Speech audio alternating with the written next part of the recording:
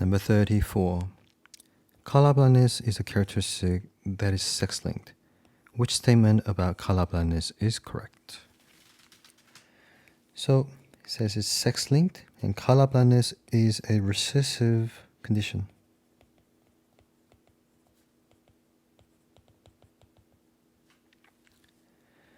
So males are XY, females are XX. So if the males are colorblinded, they must have this recessive allele on its X chromosome. If the females are colorblinded, both X chromosomes should have recessive alleles. So for this one, the gene for the color blindness is located on the X chromosome, like I said before. And the color blindness is more common in males than in females. This is true because for males, you could be either normal or colorblinded.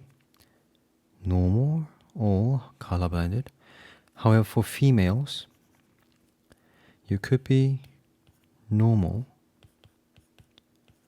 carrier, or affected. So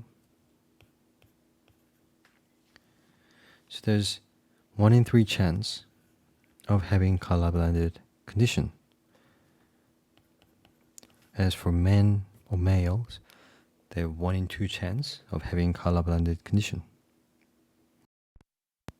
So statistically speaking, color blindness is more common in males than in females. Hence the answer for this question is B.